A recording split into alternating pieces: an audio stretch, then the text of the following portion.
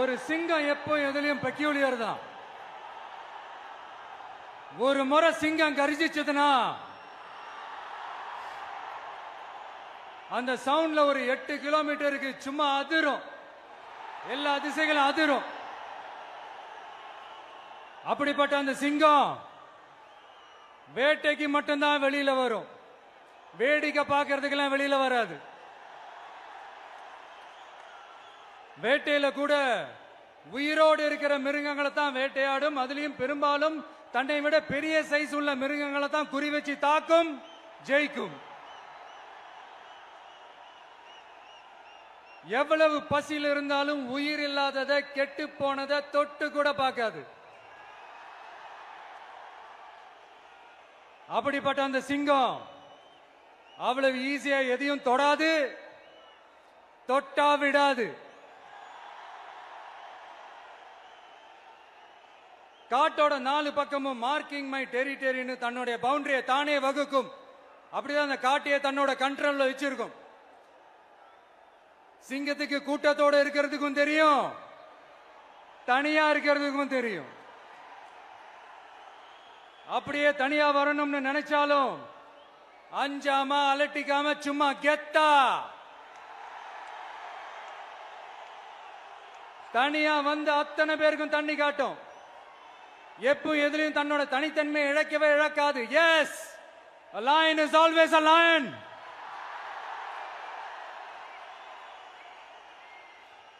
There are so many jackals and other animals in the forest, but there will be only one lion.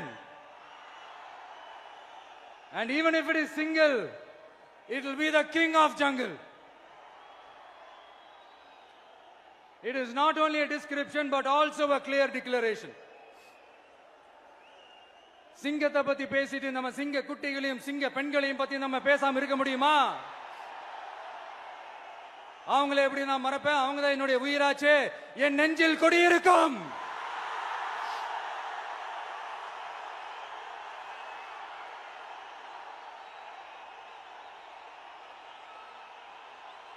என்னுடைய தோழர்களுக்கும் தோழிகளுக்கும்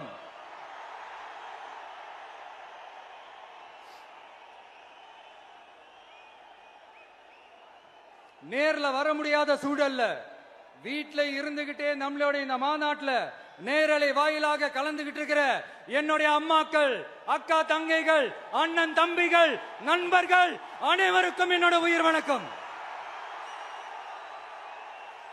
என்னோட உயிர் வணக்கம், என்னோட உயிர் வணக்கம்.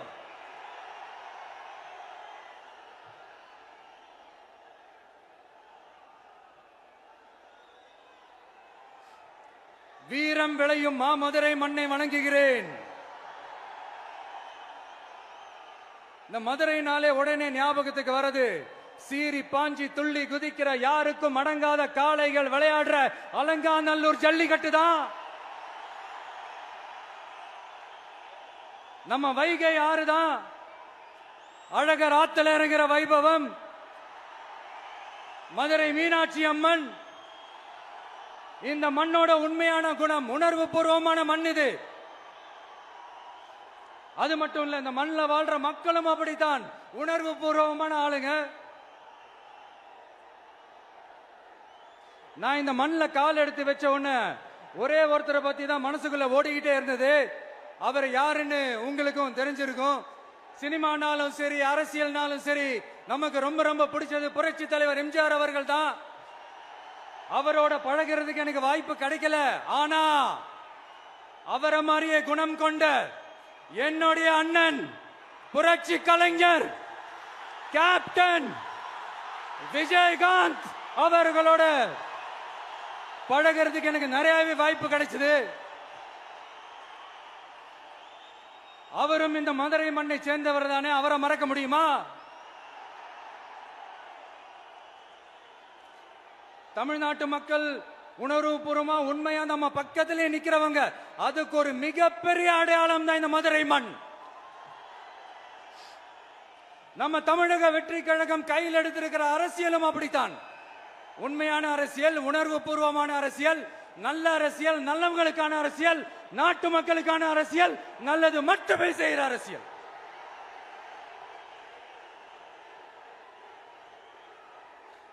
இதோ நம்மளுடைய இந்த இரண்டாவது மாநில மாநாடு வாகை சூடும் வரலாறு திரும்புகிறது. அப்படி இந்த மாநாட்டுக்கு பேர் வச்சிருக்கிறோம்.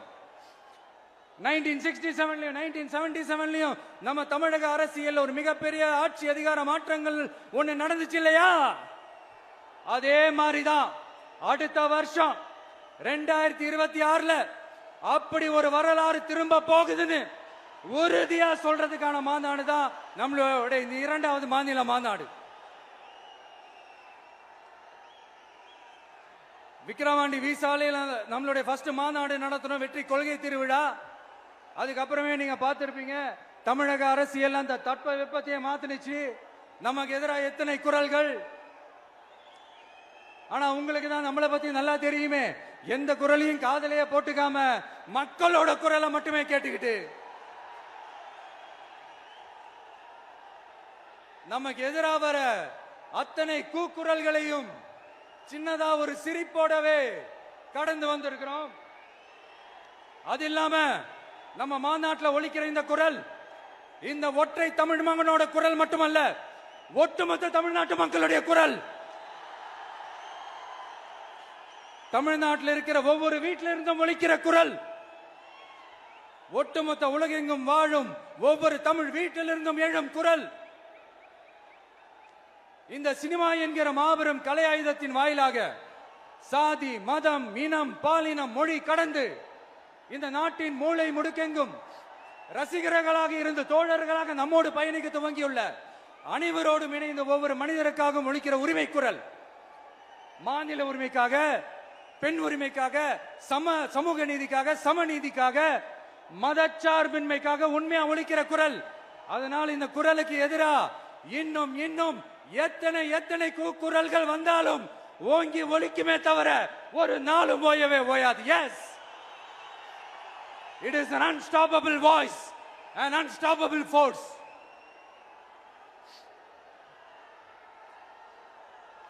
நம்ம அரசியலுக்கு வர்றதுக்கு முன்னாடி அட இவரெல்லாம் வர மாட்டாரியா, அவரே வரல, இவரே வரல, இவருங்க வர போறாரு அப்படின்ட்டு நிறைய பேர் ஜோசியம் சொன்னாங்க.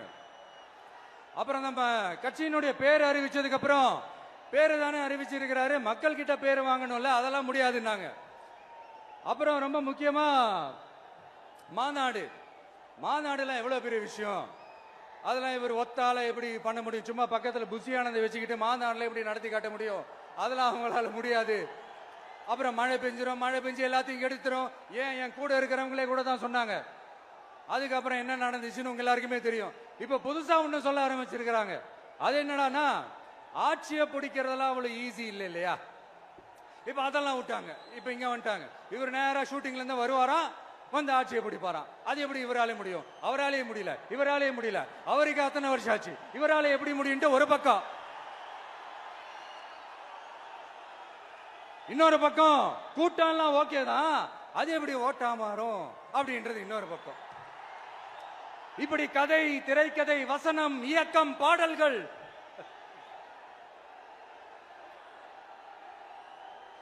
அதனால இந்த அரசியல் ஆய்வாளர்களுக்கு நான் சொல்றதெல்லாம் ஒன்னேதான், நல்லா கேட்டுக்கங்க.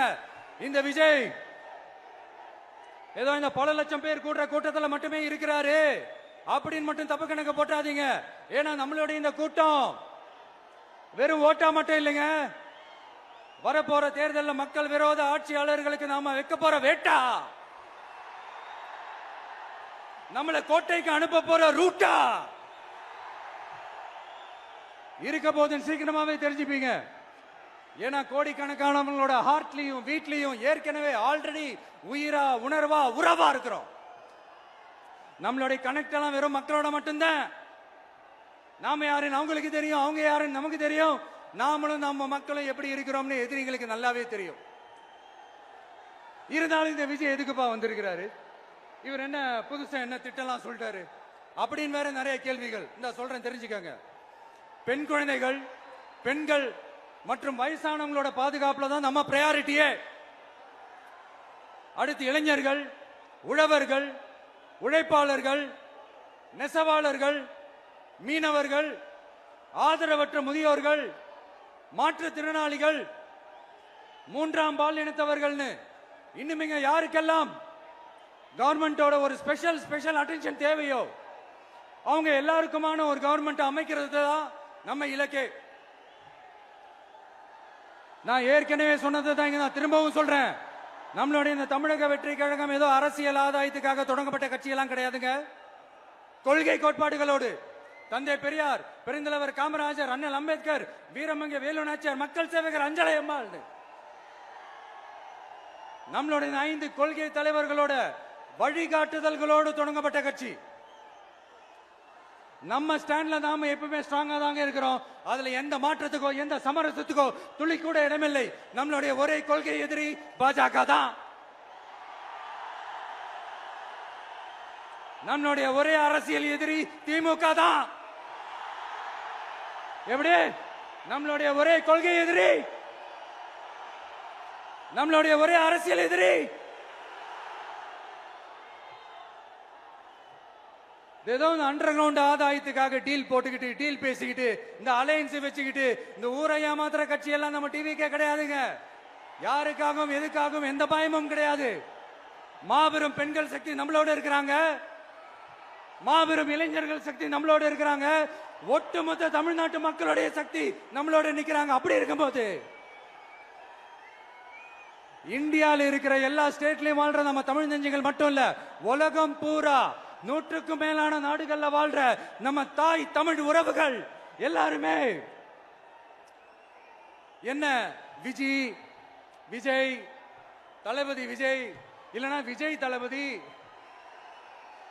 இப்படி சொந்தம் கொண்டாடுற கோடிக்கணக்கானவங்களோட அன்பு மாசியும் நம்மளோட இருக்கும்போது, இவங்க எல்லாருமே நம்மளோட நிற்கும் போது எதுக்குங்க இந்த பாசிச பாஜகவோட நேரடி கூட்டணியோ இல்ல மறைமுக கூட்டணியோ உறவு வச்சுக்க?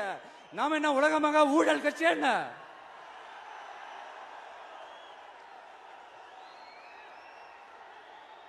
நம்மளை பத்தி சின்னதா ஒரு உண்மை ஒண்ணு சொல்லலாமா? என்னடா இவர் வாயால இப்படி சொல்றாருன்ட்டு யாரும் தவறா நினைச்சுக்க வேணாம். ஏன்னா இது ஒரு விதத்துல ஒரு ஃபேக்டும் கூட. அதனாலதான் நான் சொல்லணும்னு ஆசைப்படுறேன். நம்ம யார் தெரியும்ல? நாம எல்லாருமே சொல்றேன். நாம யார் தெரியும்ல? இந்தியாவின் மாபெரும் மக்கள் சக்தி கொண்ட ஒரு மகத்தான வெகுஜன மக்கள் படை.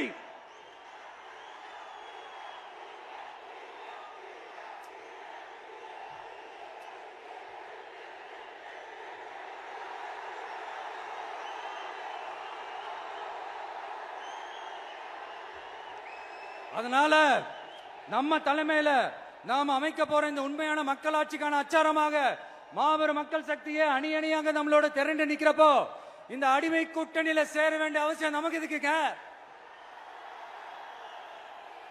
நம்மளுடைய இந்த கூட்டணி சுயமிழந்த கூட்டணியெல்லாம் இருக்காது, சுய மரியாதை கூட்டணியா தான் இருக்கும். இந்த ஒரு பக்கம் RSS கிட்ட அடிபணிஞ்சுக்கிட்டு, இன்னொரு பக்கம் மதச்சார்பற்ற கூட்டணின்னு இந்த மக்களை ஏமாத்துற கூட்டணியெல்லாம் நம்ம கூட்டணி இருக்காது.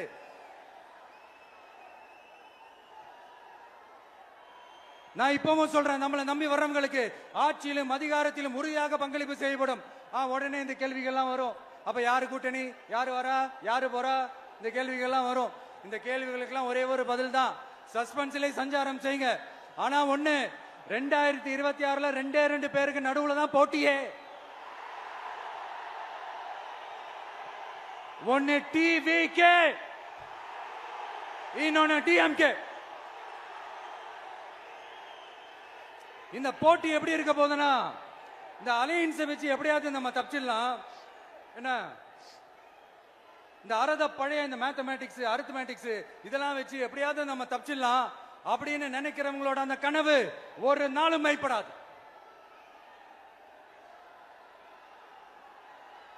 சரி, இப்ப நம்ம வேற ஒரு ஏரியாவுக்கு ஒண்ணு வருவோம். எதிர்காலம் வரும், என் கடமை வரும், இந்த கூட்டத்தின் ஆட்டத்தை ஒழிப்பேன்.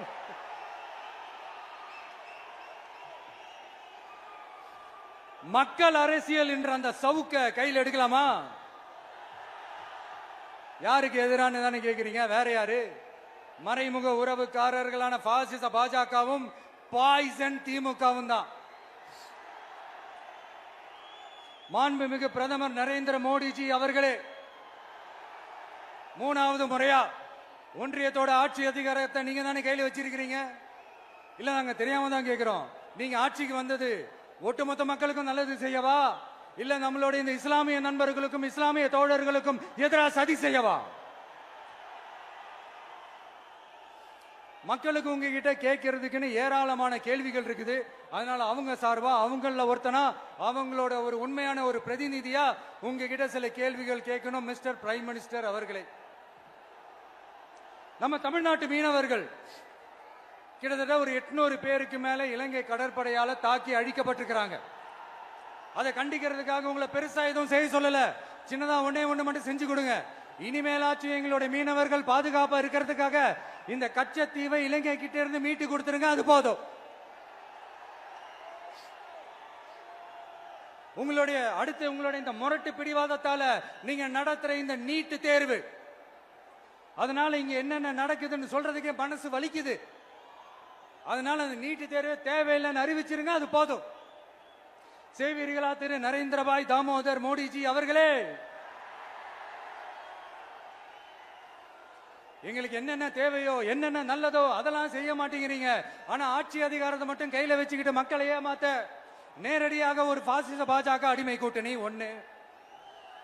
அடுத்து உங்களோட இந்த மைனாரிட்டி ஆட்சியை ஓட்டுறதுக்காக மறைமுகமாக RSS அடிமை குடும்பம்னு இன்னொரு கூட்டணி. இப்படி மக்கள் சக்தியே இல்லாத இந்த ஊழல் கட்சிகளை மிரட்டி அடிபணிய வச்சு 2029 வரைக்கும் சொகுசு பயணம் போயிடலாம்னு திட்டம் தீட்டி வச்சிருக்கிறீங்க. அதானே ஜி? என்ன ஜி? ஒண்ணு மட்டும் சொல்றேன், தெரிஞ்சுக்கங்க. என்னதான் நீங்க இந்த நேரடி மறைமுக கூட்டணி குட்டிகரணம் போட்டாலும் தாமரை இலையில தண்ணியே ஒட்டாது. தமிழக மக்கள் மட்டும் எப்படி ஒட்டுவாங்க?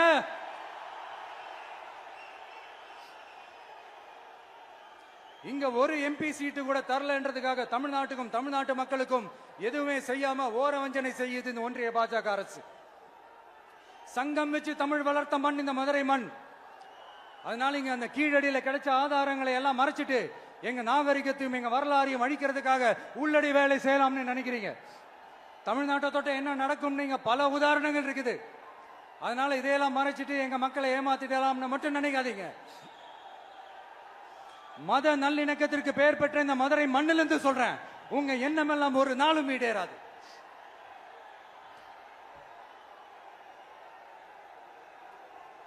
எம்ஜிஆர்னா யார் தெரியும்ல? அவரு மாஸ்னா என்னன்னு தெரியும்ல?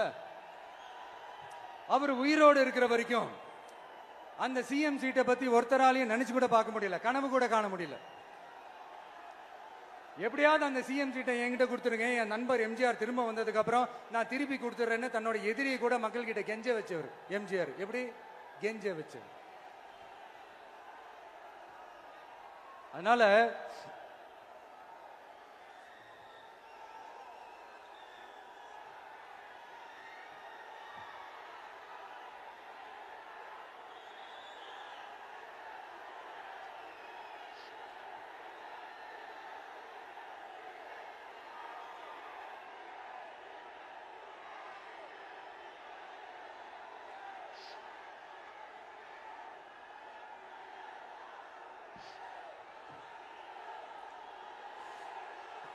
ஆனா இப்போ அவர் ஆரம்பிச்ச அந்த கட்சியை, எம்ஜிஆர் அவர்கள் ஆரம்பிச்ச அந்த கட்சியை கட்டி காக்கிறது யாரு? இன்னைக்கு அந்த கட்சி எப்படி இருக்குது? அத நான் சொல்லிதான் உங்களுக்கு தெரியணுமா என்ன? அப்பாவி தொண்டர்கள் அதை வெளியில சொல்ல முடியாம வேதனையில தவிக்கிறாங்க. 2026 சட்டமன்ற தேர்தலில் யாருக்கு ஓட்டு போடணும், எப்படிப்பட்ட ஆட்சி இங்க அமையணும்னு அந்த அப்பழுக்கற்ற அந்த தொண்டர்களுக்கும் ரொம்ப நல்லாவே தெரியும். அதனால என்ன வேஷம் போட்டுக்கிட்டு பாஜக இங்க தமிழ்நாட்டுக்குள்ள வந்தாலும் அவங்க வித்தை எல்லாம் இங்க வேலைக்கே ஆகாது. இப்படி பொருந்தா கூட்டணியா இந்த பாஜக கூட்டணி இருக்கிறதுனால இப்ப ஆட்சியில இருக்கிற இந்த வெற்றி விளம்பர மாடல் திமுக என்ன செய்யுதுன்னு தெரியும்ல?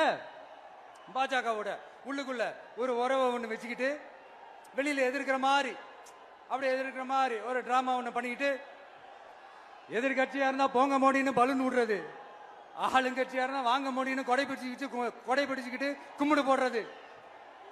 இது மட்டுமா? ஒரு ரைடுன்னு ஒன்று வந்துட்டா போதும். இது வரைக்கும் போகவே போகாத ஒரு மீட்டிங், அதை காரணம் காட்டி டெல்லிக்கு போறது, அங்க ஒரு சீக்கிரட் மீட்டிங் நடத்துறது. நல்லா நோட் பண்ணணும் மக்களே, அந்த மீட்டிங் அப்புறம் இந்த இஷ்யூ அப்படியே காணாம போயிருக்குமே. அதேதான் அதேதான். Stalin uncle, what uncle is very wrong uncle.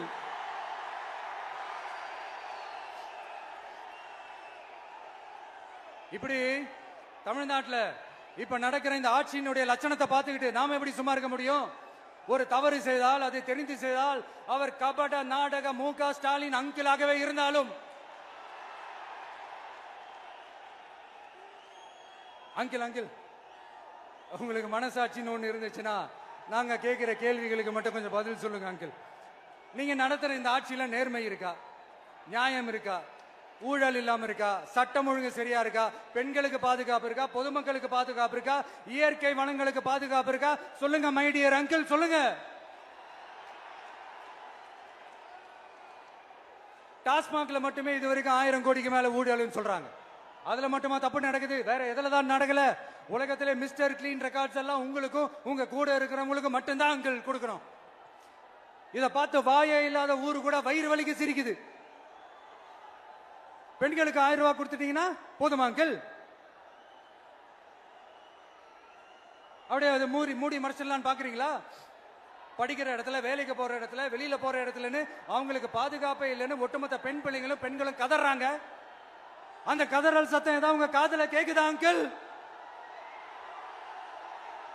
இதுல வேற உங்க அப்பான்னு கூப்பிடுறாங்கன்னு வேற சொல்றீங்க. What is this uncle? Is very very wrong uncle, is very very wrong. பெண்களுக்கு மட்டுமா பொய் வாக்குறுதி கொடுத்து ஏமாத்துறீங்க? அரசு ஊழியர்கள், ஆசிரியர்களை ஏமாத்துறீங்க, விவசாயிகளை ஏமாத்துறீங்க, பரந்தூர்ல பாதிப்பே வராதுன்னு சொல்லி ஏமாத்துறீங்க, மீனவர்களை ஏமாத்துறீங்க, போதைப் பொருள் கலாச்சாரத்தை ஒழிக்காம ஏமாத்துறீங்க. ஐயோ ஐயோ ஐயோ, very very வஸ்ட் uncle, very very வஸ்ட். எப்படி கேட்டாலும் இவங்க கிட்ட இருந்து எந்த பதிலும் வரப்போறதில்லை. ஏன்னா இருந்தா தானே. இப்ப ஆட்சியில இருக்கிற நம்மளுடைய அங்கிள் பதில் சொல்றது இருக்கட்டும். மக்களை நீங்க சொல்லுங்க, நீங்க உண்மையை சொல்லுங்க. செய்வோம் செய்வோம் செய்வோம் செய்வோம்னு சொன்னாங்களே, சொன்னதெல்லாம் செஞ்சாங்களா? உங்களை தான் கேக்குறேன், சொன்னதெல்லாம் செஞ்சாங்களா? சத்தமா சத்தமா மை டியர் அங்கிள், கேக்குதா? மக்களோட சத்தம் கேக்குதா? இது வெறும் சாதாரணமான முழக்கம் தான். கூடிய சீக்கிரம் மக்களை போய் சந்திக்க போறேன், அவங்களோட மனசு விட்டு பேச போறேன். அதுக்கப்புறம் இந்த சாதாரணமான முழக்கம் இடி முழக்கமா மாறும். அத்தோட நிக்காது. அந்த இடி முழக்கம் தமிழ்நாட்டோட போர் முழக்கமா மாறும். அந்த போர் முழக்கம் உங்களை ஒரு நிமிஷம் கூட தூங்க விடாது. நடக்குதா இல்லையான்னு பாருங்க. என்னடா இவன் இவ்வளவு ஸ்ட்ராங்கா சொல்றானேன்னு பாக்குறீங்களா? எல்லாரும் கட்சி ஆரம்பிச்சதுக்கு அப்புறம் தான் ஒவ்வொரு வீட்டுக்குள்ளேயும் போறதுக்கு ட்ரை பண்ணுவாங்க. ஆனா நாங்க அப்படி இல்லை. ஒவ்வொரு வீட்டுக்குள்ளேயும் போனதுக்கு அப்புறம் தான் கட்சியாவே ஆரம்பிச்சிருக்கிறோம்.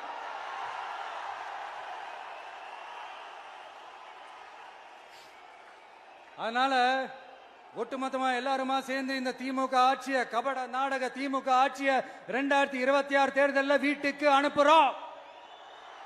வீட்டுக்கு அனுப்புறோம். என்ன நண்பா, சரிதானே? என்ன நண்பி, செய்வீர்கள் தானே? இப்போ உங்களுக்கு சின்னதா ஒரு சர்ப்ரைஸ். நம்ம கட்சியினுடைய வேட்பாளர் பட்டியலை இப்ப நான் அறிவிக்க போறேன்.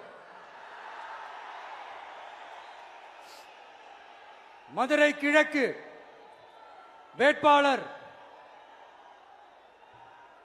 விஜய்.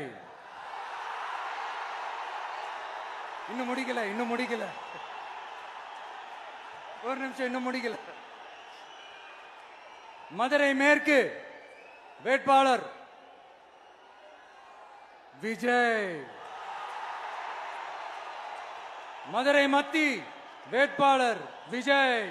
மதுரை தெற்கு வேட்பாளர் விஜய். மதுரை வடக்கு வேட்பாளர் விஜய். மேலூர் விஜய். சோழவந்தான் விஜய். திருப்பரங்குன்றம் விஜய். திருமங்கலம் விஜய். உசிலம்பட்டி விஜய்.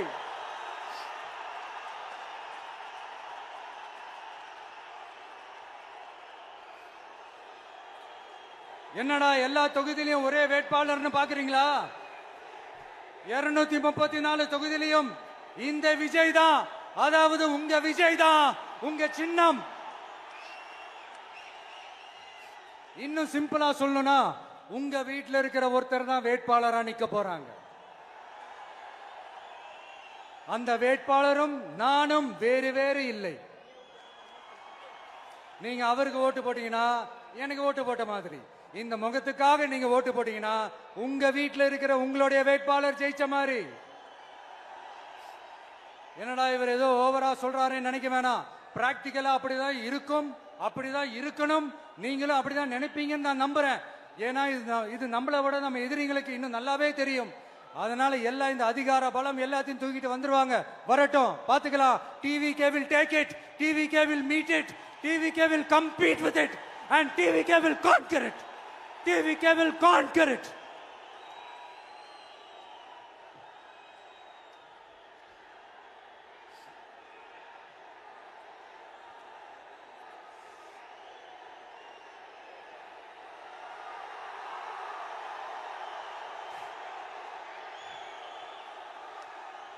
இந்த நேரத்தில் நம்ம மனசுல இருக்கிறத மக்கள் கிட்ட சொல்லி ஆகணும்.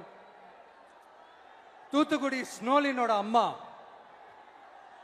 என்ன அவங்களோட தம்பி, இன்னும் அவங்க பொண்ணுக்கு நான் தாய் மாமன்னு சொன்னாங்க. அந்த அக்காவோட குழந்தைக்கு மட்டும் இல்லைங்க, என்ன அண்ணனா தம்பியா நினைக்கிற தமிழ்நாட்டில் இருக்கிற என்னோட எல்லா சகோதரிகளின் குழந்தைகளுக்கும் நான் இன்னைக்கு மட்டும் இல்ல, என்னைக்குமே ஒரு தாய் மாமனா தான் இருப்பேன்.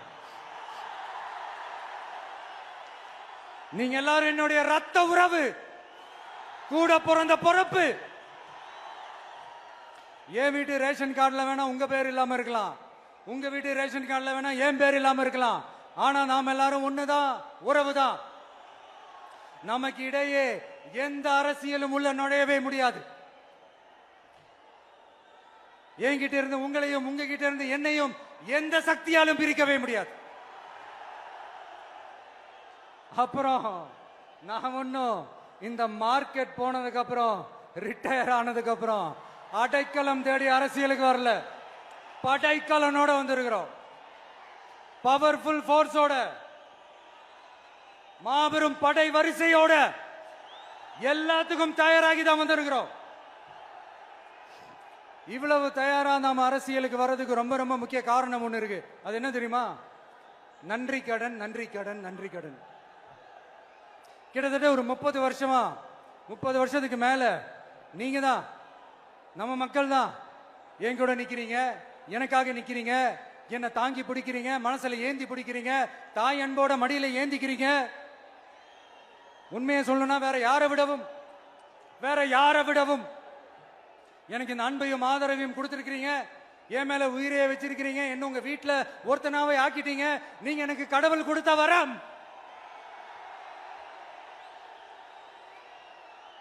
உலகம் பூரா நமக்காக நம்ம கூட நிக்கிற நம்ம மக்களை நான் எப்படி மறப்பேன்?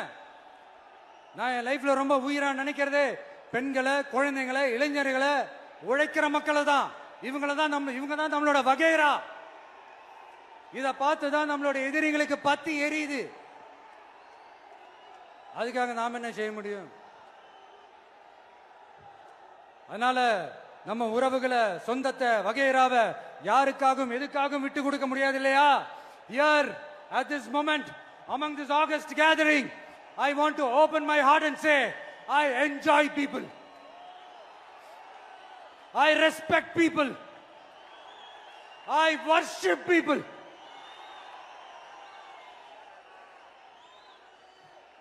சரிப்பா, இவ்வளவு செஞ்ச நம்ம மக்களுக்கு நன்றி கடனா உன்னால முழுமையா செலுத்த முடியுமான்னு கேட்டா சத்தியமா சொல்றேன், என்னால முடியாதுதான். இன்னும் எத்தனை ஜென்மம் எடுத்தாலும் அந்த நன்றி கடனை என்னால தீர்க்கவே முடியாது. அப்புறம் என்ன மானாவுக்கடா நீ வந்திருக்க அதானே கேக்குறீங்க? மைண்ட் வாய்ஸ் கேட்ட மாதிரி இருந்து. வாழ்நாள் முழுக்க நம்ம மக்களுக்காக ஆதரவா துணையா நிக்கிறத தவிர, அவங்களுக்காக உழைக்கிறத தவிர எனக்கு வேற எந்த எண்ணமும் இல்லை. எனக்கு இப்ப வேற வேலையும் இல்லை. இனிமே எனக்கு இதுதான் என் வேலையே. என் கடன் இனி என் மக்களுக்கு பணி செய்து கிடப்பதே. இப்படியா ஹார்ட் டு ஹார்ட் யதார்த்தமா பேசிய பழகிட்டோம். இதுக்கு மேலேயும் எனக்கும் மக்களுக்கும் இடையே இருக்கிற அந்த உறவை பத்தி நான் பேச ஆரம்பிச்சேன்னா ஒரு மாதிரி எமோஷனல் ஆயிடுவேன். அப்புறம் அதை கண்ட்ரோல் பண்றது ரொம்ப கஷ்டம். அதனால என்ன மனசார நேசிக்கிற நம்ம மக்களுக்கு ஒண்ணு சொல்றேன். இந்த விஜய் உங்க விஜய், உங்களுக்கான விஜய், உங்களுக்காக மட்டுமே இருக்கிற விஜய். உங்க கூட நிக்க, உங்களுக்காக நிக்க, உண்மையா நிக்க, உணர்வோட நிக்க, உறுதியா நிக்க, உங்க கூட பேச, உங்களுக்காக பேச, உண்மையா பேச, உணர்வோட பேச, உறுதியா பேச, உங்களுக்காக சேவை செய்ய உங்க விஜய் நான் வர.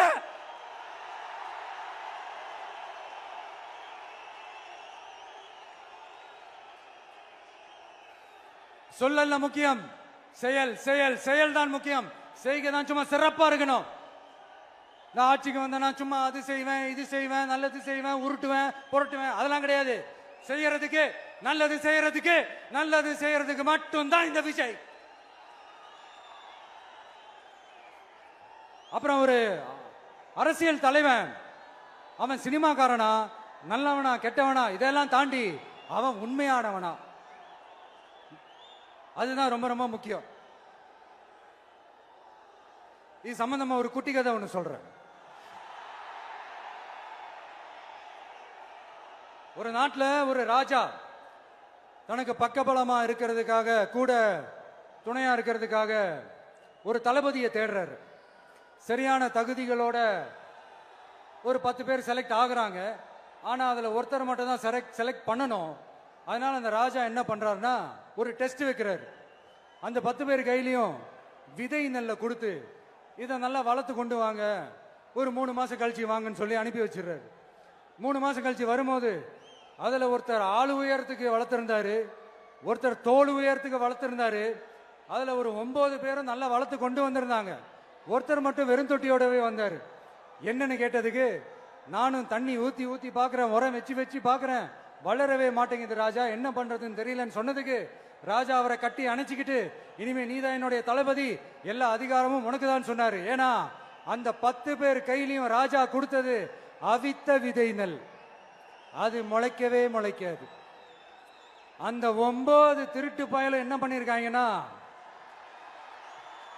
வேற விதை நெல்லை வாங்கி அதை வளர்த்துட்டு ராஜாவையும் மக்களையும் ஏமாத்திருக்கிறாங்க. ஆனா இவர் மட்டும் உண்மையை போட்டு உடைச்சிட்டார். அதனால ஒரு நாட்டுக்கு திறமை எந்த அளவுக்கு முக்கியமோ அந்த அளவுக்கு உண்மையும் நேர்மையும் முக்கியம். இப்போ நீங்க எல்லாரும் தான் அந்த ராஜா. நீங்க தேர்ந்தெடுக்க போற அந்த தளபதி